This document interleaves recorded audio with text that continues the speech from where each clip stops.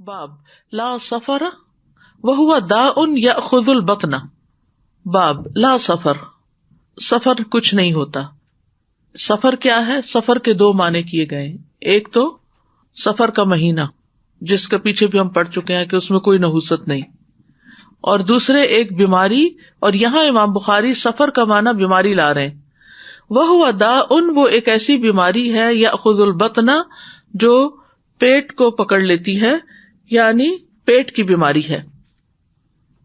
حدثنا عبد العزیز ابن عبد اللہ حدثنا ابراہیم ابن سعد عن صالح عن ابن شہاب قال اخبرنی ابو سلمۃ بن عبد الرحمن وغیرہ ان ابا ہریرہ رضی اللہ عنہ قال، ابو ہریرہ رضی اللہ عنہ نے کہا، ان رسول اللہ صلی اللہ علیہ وسلم قال، کہ رسول اللہ صلی اللہ علیہ وسلم نے فرمایا، لا ادوا، کوئی چھوت چھات نہیں ہوتی، ولا سفر، اور نہ کوئی سفر یعنی پیٹ کی متعدی بیماری، ولا ہاما، اور نہ ہی ہاما الو کا منحوس ہونا، یعنی الو سے لوگ نحوست پکڑتے تھے.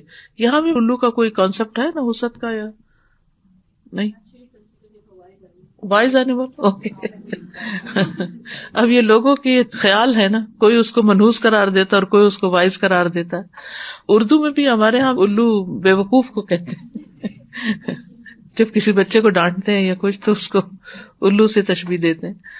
فقال اعرابی یا رسول اللہ، تو اعرابی نے کہا اللہ کے رسول، فما بال ابلی تکون فی الرمل، تو کیا خیال ہے میرے اونٹ کے بارے میں جو ریت میں ہوتا ہے، کأنہا الظباء، یعنی جب ڈیزرٹ میں ہوتا ہے تو گویا کہ وہ ایک ہرنی ہے، یعنی ہرن کی طرح تیز ایکٹیو ہوتا ہے. فیات البیر الاجرب، تو اتنے میں ایک خارشی اونٹ آتا ہے، فیدخل بینہا، تو وہ ان کے بیچ میں داخل ہو جاتا ہے، فیجربہا، تو وہ ان کو بھی خارشی کر دیتا ہے.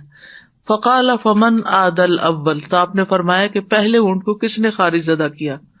رواہ الزہری عن ابی سلمہ و سنان ابن ابی سنان. بہرحال اس سے یہ پتہ چلتا ہے کہ بیماری جو ہے وہ اللہ کے حکم سے لگتی ہے. چھوت جو ہوتی ہے وہ ایک سبب بنتا ہے، لیکن یہ ہے کہ اللہ کا حکم نہ ہو تو کوئی بھی بیماری دوسرے تک نہیں پہنچ سکتی. اور بیماری کا لگنا اللہ کی تقدیر میں سے ہوتا ہے، کیونکہ آپ نے جب یہ فرمایا فمن عاد الاول، کہ پہلے اونٹ کو کس نے خارش لگائی تھی، تو وہ کسی اور سے تو نہیں لگی تھی، اللہ کے حکم سے ہی لگی تھی. تو اگر خارش زدہ اونٹ کے صحیح سلامت اونٹوں کے ساتھ ملنے کی وجہ سے ان کو خارش لگ جاتی ہے تو یہ بھی تقدیر سے ہوتا ہے کہ کوئی ایسا آ پہنچتا ہے. اب جیسے زکام وغیرہ ہے تو اس میں بھی آپ دیکھیے کہ ایک سے دوسرے، دوسرے سے تیسرے تک جاتا تو ہے، لیکن وہ جس کو لگنا ہوتا ہے اسی کو ہی لگتا ہے.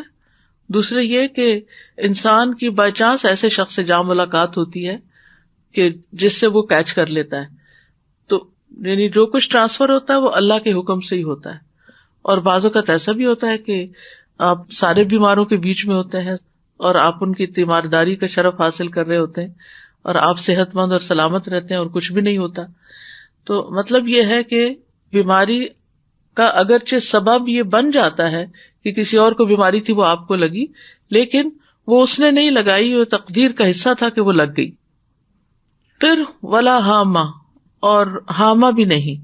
لوگ کہتے ہیں کہ عربوں میں کوئی شخص جب قتل ہو جاتا تو وہ سمجھتے کہ اس کی روح ایک پرندے کی شکل اختیار کر لیتی ہے، اور اس پرندے کو وہ ہاما کہتے تھے. اور وہ پرندہ جو ہے وہ مقتول کے گھر والوں کے پاس آتا رہتا ہے جب تک کہ اس کا انتقام نہیں لے لیا جاتا، اور مخصوص قسم کی آوازوں کے ساتھ وہ پرندہ آ کر چلاتا ہے. تو اس سے وہ لوگ نحوست پکڑتے تھے.